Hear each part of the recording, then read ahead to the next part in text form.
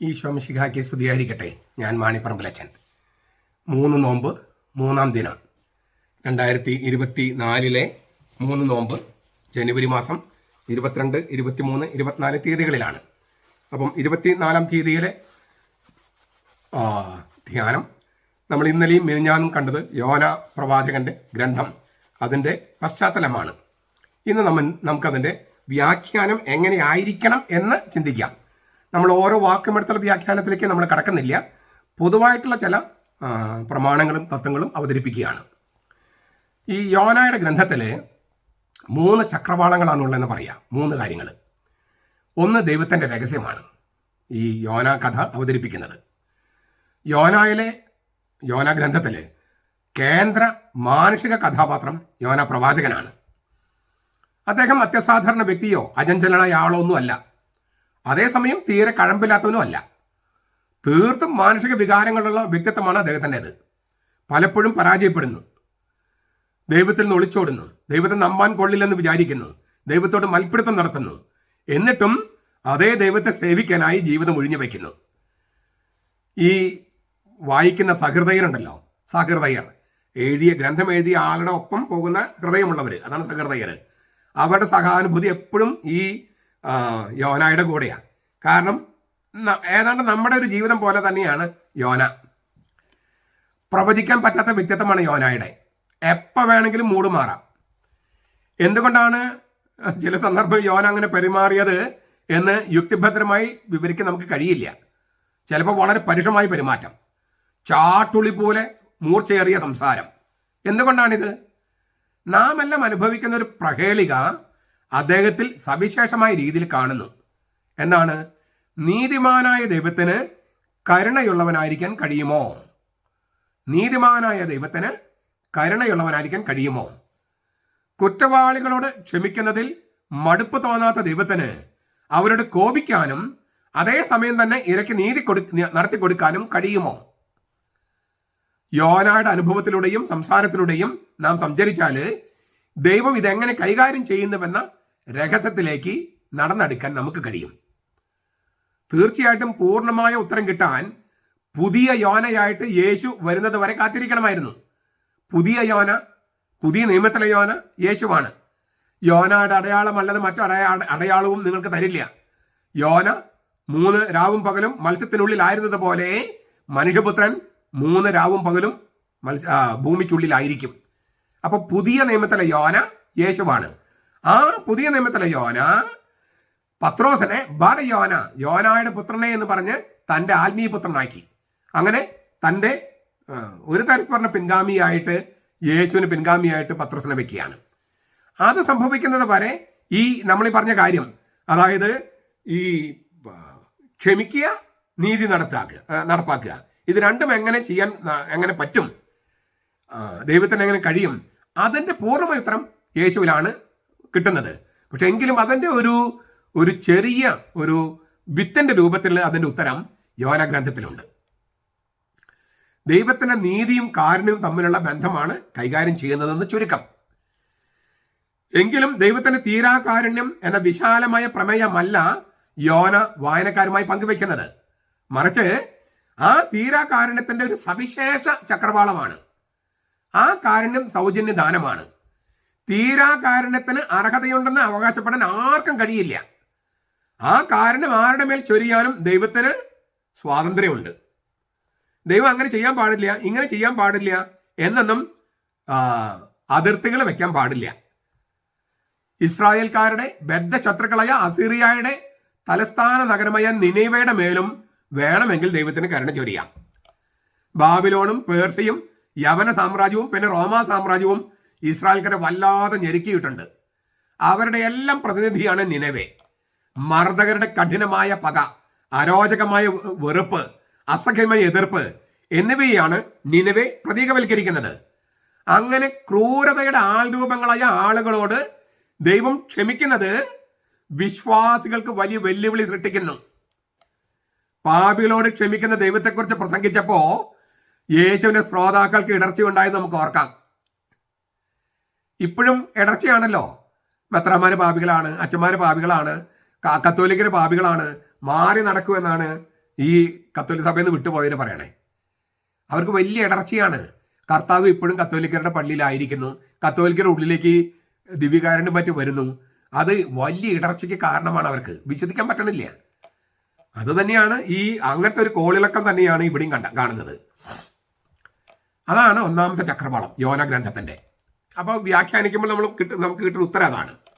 രണ്ടാമത്തെ പ്രമേയം പ്രവാചകത്വം. അതായത് ഒരു പ്രവാചകന്റെ ദൗത്യം എന്താണ്? യോന കൈകാര്യം ചെയ്യുന്ന രണ്ടാമത്തെ പ്രമേയം അതാണ്, പ്രവാചകത്വം.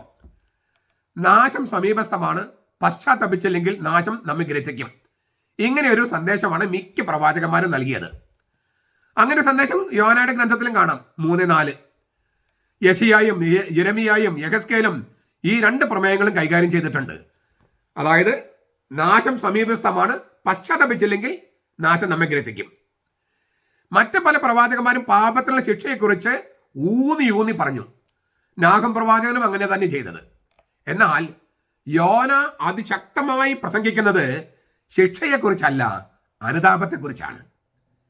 കാരുണ്യം കാണിക്കുന്നതും ക്ഷമിക്കുന്നതും ദൈവത്തിന്റെ സ്വഭാവമാണ്. അതിന് വഴിയൊരുക്കുന്നത് മനുഷ്യൻ ചെയ്തു പോയ പാപത്തെക്കുറിച്ചുള്ള അവന്റെ പശ്ചാത്താപമാണ്. പശ്ചാത്തപിച്ചാൽ ഇസ്രായേലിന് മാത്രമല്ല, ഇസ്രായേലിന്റെ ബദ്ധ ശത്രുക്കൾക്ക് പോലും ദൈവത്തിൽ നിന്ന് പാപമോചനം ലഭിക്കും. ഇതാണ് യോന അതിശക്തമായി അവതരിപ്പിക്കുന്നത്. അതേസമയം പ്രവാചകത്വത്തെ ക്രിയാത്മകമായി വിമർശിക്കാനും യോനയ്ക്ക് ഒട്ടും മടിയില്ല. അദ്ദേഹം അത് ചെയ്യുന്ന പല തരത്തിലാണ്. ഒന്ന്, ദൈവം ഒരു നിയോഗത്തിനെ യോനായി വിളിക്കുന്നു. യോന വിളി കേൾക്കാതിരിക്കാൻ ഓടി ഒളിക്കുന്നു. പ്രവാചകനാകാൻ മനസ്സില്ലെന്ന് വെളിപ്പെടുത്തുകയാണ് ഇതിലൂടെ. അതായത് പ്രവാചകന്മാരെ പുള്ളി ആത്മവിമർശനത്തിലൂടെ വിമർശിക്കുകയാണ്. 2, നിനവയുടെ മേലെ നാശം വരുമെന്ന് യോന പ്രവചിച്ചു. എന്നാൽ ആ പ്രവചനം നിവൃത്തിയായില്ല. എല്ലാ പ്രവചനങ്ങളും പൂർത്തിയാകാനുള്ളതല്ല. ചിലതെല്ലാം അനുതാപത്തിലേക്ക് ക്ഷണിക്കാനുള്ളതാണ്. ജനം അനുതപിച്ചാൽ ആ പ്രവചനം നിവൃത്തിയാകാതെ പോകണം. കണ്ടോ പ്രവചനത്തിന്റെ സ്വഭാവം കണ്ടോ? ഇത് വളരെ പ്രധാനപ്പെട്ട സന്ദേശമല്ലേ ഇത്? പ്രവചിച്ചു അതൊരു സംഭവിക്കുക എന്നുള്ളതല്ല. അനുതപിച്ചില്ലെങ്കിൽ നാശം എന്നാണ്. അനുതപിച്ച പിന്നെ നാശം ഉണ്ടാവില്ല. എന്തിനു വേണ്ടിയാണ് യോന ഇങ്ങനെ പ്രവാചകത്വത്തെ വിമർശിക്കുന്നത്? മനുഷ്യരെയെല്ലാം കറുപ്പിന്റെയും വെളുപ്പിന്റെയും കള്ളികളിൽ ഒതുക്കാൻ പാടില്ലെന്നാണ് യോന പറയണേ. ഒന്നുകിൽ പാപികൾ അല്ലെങ്കിൽ വിശുദ്ധർ എന്ന് കള്ളിയിട്ട് മനുഷ്യരെ വേർതിരിക്കരുത്. പാപികളിലും പുണ്യമുണ്ട്, പുണ്യവാന്മാരിലും പാപമുണ്ട്. ഇതുപോലെ പാപത്തിന് ശിക്ഷയുണ്ടെങ്കിലും പ്രതികാര നിയമം അനുസരിച്ചല്ല ദൈവം എല്ലായ്പ്പോഴും ന്യായവിധി പ്രഖ്യാപിക്കുന്നത്, നടപ്പാക്കുന്നത്. ഇത് 3 പ്രാവശ്യം അടിവായിട്ട് പറയുകയാണ് യോന ഗ്രന്ഥം. അതായത് പാപത്തിന് ശിക്ഷയുണ്ട് എങ്കിലും ഒരു പ്രതികാര നിയമം വെച്ചിട്ട്, പുസ്തകം വെച്ചിട്ട് അതിലെ എഴുതിയിരിക്കുന്ന നിയമം അനുസരിച്ചല്ല ദൈവം അത് നടപ്പാക്കുന്നത്. ദൈവത്തിന്റെ രീതികളുണ്ട്. അതെല്ലാം മനുഷ്യൻ സ്നേഹിക്കുന്നത് കൊണ്ടും ചിലരോട് പക്ഷപാതം കാണിക്കുന്നത് കൊണ്ടൊക്കെയാണ്. അങ്ങനെയാണ്. യഥാർത്ഥ സ്നേഹത്തിൽ എപ്പോഴും പക്ഷപാതമുണ്ട്. നമ്മുടെ വീട്ടിൽ എല്ലാവരും ഒരുപോലെ സ്നേഹിക്കണേ. 10 മക്കളുണ്ടെങ്കിലും 10 മക്കളെ ഒരുപോലെ സ്നേഹിക്കുക അപ്പനമ്മയും അല്ല. ഒരു ഹാൻഡിക്യാപ്ഡ് പയ്യനുണ്ടെങ്കിൽ അവരുടെ അപ്പനമ്മയുടെയും ജീവിതത്തിന്റെ 3/4 പങ്ക് അവർക്ക് കൊടുക്കും. ബുദ്ധിമാന്യം വന്ന ഭിന്നശേഷിയുള്ള ഒരാളാണെങ്കിൽ അവരുടെ സമയവും റിസോഴ്സും മുഴുവൻ ആ കുട്ടിക്ക് വേണ്ടിയായിരിക്കും. അപ്പോൾ മറ്റുള്ളവരെ അത് അഡ്ജസ്റ്റ് ചെയ്യും. അത് എന്തുകൊണ്ടാണെന്ന് അറിയാം. അപ്പോൾ ദൈവത്തിനും യഥാർത്ഥ സ്നേഹത്തിൽ എപ്പോഴും പക്ഷപാതമുണ്ട്. ഇല്ലേ? ലോകത്തെ എല്ലാവരും ഒരുപോലെ സ്നേഹിക്കണമെന്ന് പറഞ്ഞിട്ട് നിങ്ങളും ഭാര്യ സ്നേഹിക്കുന്ന പോലെ എല്ലാ സ്ത്രീകളും സ്നേഹിക്കാൻ പാടുണ്ടോ? അത് തെറ്റാവില്ലേ? അപ്പോൾ ഭാര്യയുള്ള സ്നേഹം അത് സവിശേഷമായ ഒരു സ്നേഹമാണ്. ആ സ്നേഹം മറ്റൊരാൾക്കും കൊടുക്കാൻ പാടില്ല. അങ്ങനെ കൊടുക്കുമ്പോഴാണ് അത് തെറ്റായിട്ട് വരുന്നത്.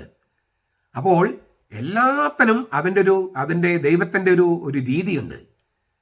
അത് എല്ലാ മനുഷ്യരെയും സ്നേഹിക്കുന്നത് കൊണ്ടും ചിലരെ സവിശേഷമായി സ്നേഹിക്കുന്നത് കൊണ്ടുമുള്ള രീതിയാണ്. അതാണ് ശരിയായ രീതി. തുല്യത, സമത്വം എന്നൊക്കെ നമുക്ക് വലിയ വാചകം അടിക്കാന്നല്ലാതെ അത് ശരിയായ രീതിയല്ല. 5 താലന്ത്, 2 താലന്ത്, 1 താലന്ത് അങ്ങനെ ഇല്ലേ? ഓരോരുത്തരും കഴിവനുസരിച്ച് ദൈവം കൊടുത്തേ. തുല്യതയൊന്നും ദൈവം അവിടെ നോക്കിയില്ല. നമുക്കെല്ലാവർക്കും തുല്യമായ കഴിവുകളാണ് നൽകിയത്, അല്ല. അപ്പോ തുല്യത എന്ന് പറയുന്നത് അന്തസ്സില്, അല്ലാതെ എല്ലാ കാര്യങ്ങളും ചെയ്യുന്നതിലല്ല. അന്തസ്സിൽ നമ്മളെല്ലാവരും തുല്യരാണ്. അത് അംഗീകരിച്ചു കൊടുക്കാനാണ് നമുക്ക് മടിയുള്ളത്.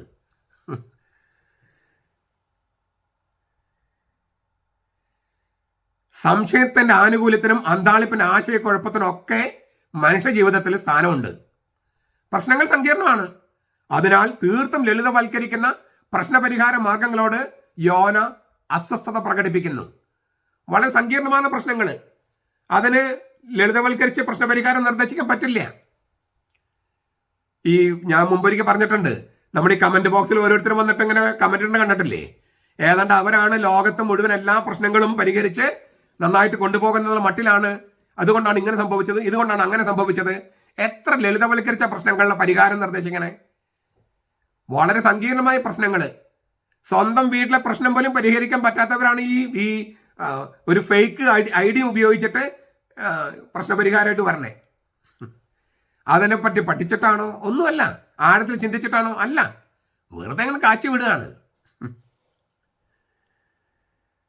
പ്രതികാര നിയമത്തെക്കുറിച്ച് മോശ നൽകിയ പൂർവാചാരങ്ങളെ അന്ധമായി പിന്തുടരുകയും അവയെ വാചാലതയോടെ അവതരിപ്പിക്കുകയും ചെയ്യുന്നതിനോട് യോനാക്ക് നീരസമുണ്ട്. പ്രതികാര നിയമത്തെ മാപ്പ് കൊടുക്കുന്ന സ്നേഹം കൊണ്ട് മാറ്റി സ്ഥാപിച്ച യേശുവിന്റെ നിഴലാണ് യോനായിൽ നാം കാണുന്നത്. ദൈവം തന്റെ പുത്രനെ അയച്ച് വെളിപ്പെടുത്താനിരുന്ന സത്യത്തിന്റെ നിഴലാണ് യോന യോന ദർശിക്കുന്നത്. ഇത്ര എഴുതിയപ്പോഴേക്കും ചിലർക്ക് നെറ്റി ചുളിയും. അപ്പോൾ മോശയുടെ വിപരീത ദിശയിലാണോ യോന? അത് വൈരുദ്ധ്യമല്ലേ? ഇങ്ങനെ പ്രത്യക്ഷത്തിൽ കാണുന്ന വൈരുദ്ധ്യങ്ങളെ പർവ്വതീകരിച്ച് ബൈബിൾ മുഴുവൻ വൈരുദ്ധ്യമാണെന്ന് വിധി പ്രസ്താവിക്കുന്ന ഇസ്ലാം സഹോദരന്മാരുണ്ട്. അവർക്ക് യാഥാർത്ഥ്യം എന്തെന്ന് അറിയില്ല, സത്യം എന്തെന്ന് അറിയില്ല. ഈ പ്രത്യക്ഷത്തിൽ കാണുന്ന വൈരുദ്ധ്യങ്ങളെ വെച്ചിട്ടാണ് പറയണേ. കാരണം എന്താ? ആത്മവിമർശനം പ്രവാചകത്വത്തിന്റെ അവിഭാജ്യ ഘടകമാണ്. ആത്മവിമർശനമില്ലാത്ത ലോകത്തെ ഏറ്റവും പ്രധാനപ്പെട്ട സമുദായമാണ് ഇസ്ലാം. ആത്മവിമർശനം അവർക്ക് ഇല്ല. ഞാനൊരു പാർട്ടിയെ കുറിച്ചല്ല പറയണേ, പൊതുവെ ആ സമുദായത്തിന്റെ പ്രവാചകത്വത്തിന്റെ ഏറ്റവും ചുണയുള്ളതും സാഹസികവുമായ ഹൃദയാകാശമാണ്, ചക്രവാളമാണ് ആത്മവിമർശനത്തിനുള്ള സന്നദ്ധത. ആത്മവിമർശനമില്ലാതെ പോകുന്നതാണ് ഒരുപക്ഷെ സീറോ മലബാർ സഭയുടെ നേതൃത്വത്തിന്റെ പ്രശ്നം. കാരണം മിക്കപ്പോഴും വിചിത്രവും ആശ്ചര്യപ്പെടുത്തുന്നതും അമ്പരപ്പിക്കുന്നതുമായി കാര്യങ്ങൾ ചെയ്യുന്ന ദൈവത്തിന്റെ പ്രവാചകന്മാരാണ് ഈ ആത്മവിമർശനത്തിന് തയ്യാറാകൂ. മുൻകൂട്ടി പറഞ്ഞുറപ്പിച്ച കാര്യങ്ങൾ ചെയ്യുന്ന രീതിയിലെ ദൈവം പ്രവർത്തിക്കാവൂ എന്ന നിബന്ധന വെക്കുന്നവർക്ക് യോന ഇടർച്ച തന്നെയാണ്. ഖുറാനില് യാതൊരു തെറ്റുമില്ലാത്തത് കൊണ്ടാണത്രേ അത് അള്ളാഹുവിന്റെ വെളിപാടായിരിക്കുന്നത്. അങ്ങനെ വാദിക്കുന്ന മുസൽമാന് ആത്മവിമർശനത്തിന് തയ്യാറാകുമോ? ദൈവത്തിന്റെ വിസ്മയങ്ങൾക്ക് തയ്യാറാകുമോ? തനിക്ക് മുമ്പുള്ള കുറെ ഗ്രന്ഥങ്ങൾ പരിശോധിച്ച് അവയിൽ നിന്ന് കടമെടുത്ത് യാതൊരു അക്ഷരത്തെറ്റുമില്ലാതെ വൈരുദ്ധ്യമില്ലാതെ ഒരാൾ ഗ്രന്ഥം ഇറക്കിയാൽ അത് ദൈവത്തിന്റെ വെളിപാടാകുമോ? എനിക്ക് മുമ്പുള്ള കുറെ ഗ്രന്ഥങ്ങൾ ഞാൻ പരിശോധിച്ചു, എന്നിട്ട് അതിനൊരു ചെറിയൊരു ഗ്രന്ഥം വലിയ അക്ഷരത്തെറ്റൊന്നുമില്ലാതെ ഞാൻ പകർത്തി എഴുതി, എന്നിട്ട് പറയും ഇതിന് തെറ്റില്ലാത്തതിനാൽ ഇത് ദൈവത്തിന്റെ വെളിപാടാണെന്ന് പറഞ്ഞ് ശരിയാകുമോ? എന്തെങ്കിലും വെളിപാടുണ്ടോ ആ ഗ്രന്ഥത്തില്? ക്രിസ്ത്യാനികളിൽ നിന്ന് കടമെടുത്തതും അന്നത്തെ അറബി നിന്ന് കടമെടുത്തതും അല്ലാതെ എന്തെങ്കിലും അതിനകത്തുണ്ടോ? യഹൂദന്മാരും ക്രിസ്ത്യാനികളും അന്നത്തെ അറബി സംസ്കാരമല്ലാതെ. അപ്പൊ അങ്ങനെയുള്ള ഇല്ലേ? എന്നിട്ട് ഞങ്ങളിൽ തെറ്റില്ല എന്ന് പറയുന്നത് ആത്മവിമർശനത്തിന് തയ്യാറാകാത്തത് കൊണ്ടാണ്. ആ സമുദായം ചരിത്രത്തിന്റെ പരീക്ഷയെ കടന്ന് മുന്നോട്ട് പോകില്ല. അത് പോകാൻ സാധിക്കില്ല അതിന്. അപ്പോ ഇത് വൈരുദ്ധ്യമല്ല, ആത്മവിമർശനം. അതായത് മോശയുടെ നിയമങ്ങൾ പോലും അതിങ്ങനെ കടുകട്ടിയായിട്ടല്ല വ്യാഖ്യാനിക്കേണ്ടത്. മോശ പോലും അവിടെ പഴുതുകൾ ഇട്ടിട്ടുണ്ട്. പരിച്ഛേദനം വേണമെന്ന് പറഞ്ഞ മോശ തന്നെ ഹൃദയ പരിച്ഛേദനമാണ് ശരിക്കും വേണ്ടെന്ന് പറഞ്ഞിട്ടുണ്ട്. അത് മനസ്സിലാക്കാത്ത പരിച്ഛേദനം ചെയ്യുകയാണ്. ഹൃദയ പരിച്ഛേദനമാണ് വേണ്ടതെന്ന് മോശ തന്നെ പറഞ്ഞിട്ടുണ്ട്, പ്രവാചകന്മാർ പറഞ്ഞിട്ടുണ്ട്. ആ ഹൃദയ പരിച്ഛേദനമാണ് മാമോദീസ. പക്ഷെ അത് മനസ്സിലാക്കാതെ പരിച്ഛേദനം തന്നെ ചെയ്യുക. ഈ ശരീരത്തിന്റെ പരിച്ഛേദനം അത് ചെയ്തിട്ട് എന്ത് കാര്യമെന്നാണ് മോശ തന്നെ ചോദിച്ചിട്ടുള്ളത്. അപ്പൊ മോശ പറഞ്ഞ കാര്യങ്ങള് അദ്ദേഹം തന്നെ അതിൽ വിമർശനാത്മകമായി പറഞ്ഞിട്ടുണ്ട്. അത് മനസ്സിലാക്കണം. അത് വൈരുദ്ധ്യമല്ല. അതായത് ശാരീരികമായ സംഗതിയുണ്ട്, പക്ഷെ അതിനർത്ഥം വരണമെങ്കിൽ അതിന്റെ ആന്തരികത വരണമെന്നാണ് അർത്ഥം. അല്ലാതെ ആന്തരികത ഇല്ലെങ്കിൽ ഈ ശാരീരിക പ്രവൃത്തികൾക്ക് അർത്ഥമില്ലെന്നാണ് മോശ തന്നെ പറഞ്ഞിരിക്കുന്നത്. അത് തിരിച്ചറിയാതെ കൂട്ടി വായിക്കാതെ വൈരുദ്ധ്യം വൈരുദ്ധ്യം, അവിടെ പറഞ്ഞതിന് പകരം ഇവിടെ പറഞ്ഞിട്ടുണ്ട്, ഇവിടെ പറഞ്ഞതിന് വിരുദ്ധം അവിടെ പറഞ്ഞിട്ടുണ്ട് എന്നെല്ലാം പറയുന്നത് ഇങ്ങനെ വിവരമില്ലാത്ത, ആത്മവിമർശനത്തിന് തയ്യാറാകാത്ത, ഈ തിരുവചനങ്ങളുടെ അന്തസത്ത മനസ്സിലാക്കാത്ത ആളുകളാണ്. മൂന്നാമത്തെ കാര്യം യോനായുടെ അടയാളം. ആദ്യം നമ്മൾ പറഞ്ഞു ദൈവത്തിന്റെ രീതി, 2 പ്രവാചകത്വം, 3 യോനായുടെ അടയാളം. യോന 72 മണിക്കൂർ മത്സ്യത്തിനുള്ളിൽ കഴിഞ്ഞു. അതിലൊരു അത്ഭുതത്തിന്റെ അംശമുണ്ട്. പക്ഷെ എന്ന് വിചാരിച്ചിട്ട് കടലിലെ എത്രയോ ദിവസങ്ങൾ കഴിഞ്ഞിട്ട് ജീവനോടെ വരുന്ന ആളുകളുണ്ട്. അതുകൊണ്ട് 72 മണിക്കൂർ മത്സ്യത്തിനുള്ളിൽ കിടന്നിട്ടോ ചത്തില്ല എന്ന് പറഞ്ഞ് അത് സംഭവിച്ചതല്ല എന്നൊന്നും പറയരുത്. ഇതിനേക്കാൾ വിസ്മയിപ്പിക്കുന്ന കാര്യങ്ങൾ നമ്മൾ ഓരോ ദിവസം പത്രത്തിൽ വായിക്കുന്നുണ്ട്. ഈ 72 മണിക്കൂർ യോന മത്സ്യത്തിനുള്ളിൽ കഴിഞ്ഞു. ആ അത്ഭുതത്തിലൂടെ വെളിപ്പെടുന്ന മറ്റൊരു സത്യമുണ്ട്. എന്താണ്? എല്ലാം സൃഷ്ടിച്ച ദൈവം, ആ ദൈവത്തിന് എല്ലാ വസ്തുക്കളുടെ മേലും നിയന്ത്രണമുണ്ട്.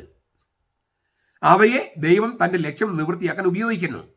കാറ്റോ കടലോ മത്സ്യമോ ചെടിയോ ഒക്കെ ദൈവത്തിന്റെ സേവകരാണ്. ദൈവത്തിൽ നിന്നുള്ള നിയമനപത്രം ലഭിക്കുന്നത് മനുഷ്യർക്ക് മാത്രമല്ല. ഈ പറഞ്ഞ മത്സ്യത്തിന് നിയമനപത്രമുണ്ട്, ഈ പറഞ്ഞ കടലിന് നിയമനപത്രമുണ്ട്, കാറ്റിനുണ്ട്, ചെടിക്കുണ്ട്. എന്ന് വെച്ചാൽ പ്രപഞ്ചത്തെ സൃഷ്ടിച്ചത് ദൈവമാണ്. അവന്റെ സേവകരാണ് ഈ പ്രപഞ്ചത്തെ സകല സൃഷ്ടിജാലങ്ങളും, സൂര്യനും ചന്ദ്രനും നക്ഷത്രങ്ങളും ചൊവ്വയും ശനിയും ഒക്കെ. അതുകൊണ്ട് ചൊവ്വയ്ക്ക് ദോഷം ചെയ്യാനോ ശനിക്ക് ശനിദശ ഉണ്ടാക്കാനോ ഒന്നും കഴിയില്ല. ഗ്രഹങ്ങളുടെ നിലയനുസരിച്ച് ചില സംഭവവികാസങ്ങൾ ഉണ്ടാകും എന്ന് വിചാരിച്ചിട്ട് വാവ് എടുക്കുമ്പോൾ അമാവാസി പൗർണമി അതിനെല്ലാം നമ്മുടെ ഈ ഭൂമിയിൽ അതിന് സ്വാധീനങ്ങളുണ്ട്. സൂര്യപ്രകാശത്തിന്റെ സ്വാധീനമില്ലേ, ചന്ദ്രന്റെ പ്രകാശം സ്വാധീനമില്ലേ എന്ന് വിചാരിച്ചിട്ട് അവരൊന്നും ദൈവങ്ങളോ ദേവന്മാരോ ഒന്നും അല്ല. ഭഗവാൻ ചൊവ്വ ദോഷം ഇതൊക്കെ വെറും ഇല്ലേ, അതൊന്നും ശരിയല്ല. എല്ലാം ദൈവത്തിന് സേവകരാണ്. ആ ഒരു അത് വളരെ പ്രധാനപ്പെട്ട ഒരു അടയാളമാണ് യോന നമ്മെ അറിയിക്കുന്നത്. യോനായെ പാഠം പഠിപ്പിക്കാൻ പ്രകൃതിയെ ദൈവം ഉപയോഗപ്പെടുത്തുന്നു.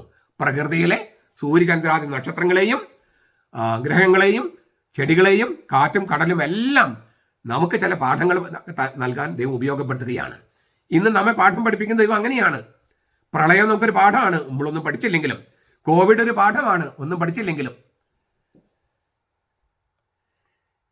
അതേസമയം മനുഷ്യപുത്രന്റെ രഹസ്യം അവതരിപ്പിക്കാൻ അടയാളമായിട്ടാണ് യോനായുടെ ജീവിതത്തെ യേശു കണ്ടത്. മത്തായി 12:38-42, 16:4, ലൂക്ക 11:29-32. യേശുവാണ് പുതിയ നിയമത്തിലെ യോന.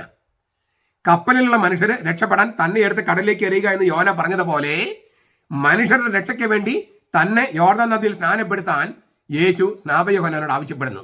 മത്തായി 3:15. പുതിയ നിയമത്തിലെ സുനിശ്ചിത യോന ആയ യേശു പത്രോസിനെ യോനായുടെ പുത്രൻ ബർ യോന എന്ന് വിളിക്കുന്നു. മത്തായി 16:17. ആ യോനായുടെ പുത്രനായ പത്രോസിന്റെ മേലാണ് യേശു തന്റെ സഭ പണിയുന്നത്. പുതിയ നിയമത്തിലെ യോന യേശു, യോനായുടെ പുത്രൻ പത്രോസ്. അപ്പോൾ യേശുവിന്റെ സഭ യോനായുടെ പുത്രനായ, പുതിയ നിയമത്തിലെ യോന ആയ യേശു അവന്റെ സഭ യോനായുടെ പുത്രനായ പത്രോസിന്റെ മേലെ സ്ഥാപിക്കുന്നു. മത്തായി 16:18-19. എത്ര രസകരമായിട്ടാണ് ഈ പഴയ നിയമത്തിലെ യോനായിൽ നിന്നും യേശു ഈ അടയാളം സ്വീകരിച്ചിരിക്കുന്നത്. യേശുവിന്റെ മരണവും ഉത്ഥാനവും മാത്രമല്ല, യോനായുടെ അടയാളത്തിലൂടെ മുൻകൂട്ടി അറിയിക്കപ്പെട്ടത് ദൈവരാജ്യത്തിന് മതത്തിന്റെ വേലിക്കെട്ടുകൾ ഇല്ലെന്ന് യേശു നസ്രത്തിലെ സിനഗോഗിൽ വെച്ച് തന്റെ പ്രകടന പത്രിക അവതരിപ്പിച്ച് പറയുന്നുണ്ട്. ലൂക്ക 4:16-30. അന്ന് അതിനെ എതിർത്തവർക്ക് യേശു മറുപടി കൊടുത്തത് ഏലിയായുടെയും ഏലിഷായുടെയും ചരിത്രത്തിൽ കൈചൂണ്ടിക്കൊണ്ടാണ്. യോനായുടെ പ്രബോധനവും യേശു തന്റെ അടയാളമായി അവതരിപ്പിക്കുന്നുണ്ട് ലൂക്കായുടെ സുവിശേഷത്തിൽ. മതങ്ങൾക്കപ്പുറത്തേക്ക് വ്യാപിക്കുന്നതാണ് ദൈവരാജ്യം. ദൈവത്തിന്റെ കരുതലിനും കാരുണ്യത്തിനും ആരും വേലി കെട്ടരുത്. അത് ആവശ്യപ്പെടുന്ന യേശു രക്ഷയുടെ സാർവത്രികത എന്ന വെല്ലുവിളി നമ്മുടെ മുമ്പിൽ, വിശ്വാസികളുടെ മുമ്പിൽ അവതരിപ്പിക്കുക. ഈ ദയോഗ്രാസിയാസ് എന്ന് പറഞ്ഞിട്ട് ഒരാളുണ്ട്. അദ്ദേഹത്തിന് എഴുതിയ ലേഖനത്തിൽ വിശുദ്ധ ആഗസ്തീനോസ് ഇങ്ങനെ എഴുതി: കപ്പലിൽ നിന്ന് തിമിംഗലത്തിന്റെ വായിലേക്ക് യോന കടന്നുപോയി. അതുപോലെ ക്രിസ്തു കുരിശിൽ നിന്ന് കബറിടത്തിലേക്ക് കടന്നുപോയി. അങ്ങനെ മരണക്കയത്തിലേക്കും. കൊടുങ്കാറ്റടിച്ചപ്പോൾ അപകടത്തിൽപ്പെട്ടവർ രക്ഷപ്പെടുത്താൻ വേണ്ടിയാണ് യോന അങ്ങനെ ചെയ്തത്. ഈ ലോകത്തിന്റെ തിരമാലകളിൽപ്പെട്ട് ഉലഞ്ഞു പോയവരുടെ രക്ഷയ്ക്ക് വേണ്ടിയാണ് ക്രിസ്തു അങ്ങനെ ചെയ്തത്. വളരെ മനോഹരമായ വ്യാഖ്യാനമാണ് ആഗസ്തീനോസിന്റെ. ഇനി ഇതിൻ്റെ അവസാനമായിട്ട് നമുക്ക് ഇതിൻ്റെ സാഹിത്യ ഘടന കൂടി ഒന്ന് പറഞ്ഞ് നമുക്ക് അവസാനിപ്പിക്കാം. ഒന്നിടവിട്ട് വരുന്ന 4 രംഗങ്ങളുള്ള ഒരു നാടകത്തിൻ്റെ ഘടനയാണ് യോന തൻ്റെ ഗ്രന്ഥത്തിന് സ്വീകരിച്ചിരിക്കുന്നത്. യോനയെ കണ്ടുമുട്ടിയ പുറജാതിക്കാര് ഏകസത്യ ദൈവമായി യാഹ്വേയിലുള്ള വിശ്വാസത്തിൽ കടന്നു വരുന്നതാണ് 1-3 അധ്യായങ്ങൾ. 1-3 കപ്പലിലെ ജോലിക്കാര്, അവരുടെ നേതാവായി കപ്പിത്താൻ, നിനേവയിലെ രാജാവ്, എല്ലാവരും വിജാതീയരാണ്. അവർ ദൈവമായ യാഹ്വേയെ കണ്ടുമുട്ടുന്നു. ഇതാണ് 1-3 അധ്യായത്തില്. കപ്പലിലെ ജോലിക്കാര്, അവരുടെ നേതാവായി കപ്പിത്താൻ 1-ാമത്തെ അധ്യായത്തില്. 3-ാമത്തെ അധ്യായത്തില് നിനേവയിലെ രാജാവ്. എല്ലാവരും വിജാതീയരാണ്. പക്ഷെ അവര് ഇസ്രായേലിന്റെ ദൈവമായ യാഹ്വേയെ കണ്ടുമുട്ടുന്നു, അവന് ദൈവമായിട്ട് കർത്താവായി സ്വീകരിക്കുന്നു. 2-4 അധ്യായങ്ങളില് യോന എന്ന കഥാപാത്രം ഇങ്ങനെ ക്യാമറ കണ്ണുകൾ ഇങ്ങനെ വെച്ചിരിക്കുന്ന പോലെയാണ്. മരണമെന്ന അവസ്ഥ ആകമാനം ചൂഴ്ന്നു നിൽക്കുകയാണ്. വലിയ മത്സ്യത്തെ അയച്ച് തന്നെ മരണത്തിൽ നിന്ന് രക്ഷിച്ച ദൈവത്തിന് നന്ദി പറയുകയാണ് യോന. മോഹഭംഗം, പിടിവാശി, ഇതുമൂലം മരിക്കാൻ ആഗ്രഹിക്കുന്ന യോനയാണ് 4-ാം അധ്യായത്തിൽ. ആക്ഷേപഹാസ്യം എത്തുന്ന വ്യവക്ഷേപത്തിലൂടെ സത്യം ആവിഷ്കരിക്കുന്ന യോന അനുവാചകനെ ചിന്തിക്കാൻ പ്രേരിപ്പിക്കുന്നു. ഒരു ഉദാഹരണം, വിജാതീയരെ കപ്പൽ ജോലിക്കാരും വിജാതീയരായ നിനവേക്കാരും പ്രാർത്ഥനയിലും ഉപവാസത്തിലും കഴിയുന്നു. ദൈവത്തിന്റെ ജനമായ ഇസ്രായേലിലെ യോനായോ കടലിന്റെ അടിത്തട്ടിൽ ഉറങ്ങുന്നു, ചെടിയുടെ തണലിൽ വിശ്രമിക്കുന്നു. പ്രവചിക്കുന്നവരും മാനസാന്തരപ്പെടണമെന്നാണ് യോന ആവശ്യപ്പെടുന്നത്. പ്രവചിക്കുന്നവരും മാനസാന്തരപ്പെടണം, പ്രസംഗിക്കുന്നവരും മാനസാന്തരപ്പെടണം, ഞാനും മാനസാന്തരപ്പെടണം. എത്രമാത്രം എളിമ വേണം ഇതുപോലെ സ്വയം കുറ്റപ്പെടുത്തി യോന തന്നെ കഥ പറയാൻ. വാസ്തവത്തിൽ ആരുടെ മാനസാന്തരമാണ് യോന പറഞ്ഞു വെക്കുന്നത്? തന്നെയോ അതോ നിനവേയിലെ ജനങ്ങളുടെയോ? 3 നോമ്പില് നമ്മൾ വളരെ ആഴത്തിൽ ചിന്തിക്കേണ്ട സംഗതികളാണ് ഈ പറഞ്ഞതൊക്കെ. ഇങ്ങനെയുള്ള ഒരു പശ്ചാത്തലത്തിൽ നിന്നുകൊണ്ട് ഈ 22, 23, 24 ദിവസങ്ങളിൽ നമുക്ക് യോനയുടെ കഥ വായിക്കാം. ഇപ്പം ഞാൻ ഈ 3 ദിവസം ചില സംഗതികൾ പറഞ്ഞു, അതൊക്കെ നിങ്ങൾ ഒന്നുകൂടി കേട്ട് ഈ യോനയുടെ കഥ വായിച്ച് ധ്യാനിച്ച് ഈ 3 ദിവസം ഈ യോന കഥ അതിൻ്റെ ആഴത്തിൽ മനസ്സിലാക്കാൻ, അതിൻ്റെ ഈ പശ്ചാത്തലവും ചരിത്രവും അതെല്ലാം അതിൻ്റെ പശ്ചാത്തലത്തിൽ വായിച്ച് യോന ഗ്രന്ഥം ഹൃദയസ്ഥമാക്കാൻ ഈ 3 നോമ്പ് 22, 23, 24 തീയതികളിൽ നമുക്ക് ഉപയോഗപ്പെടുത്താം.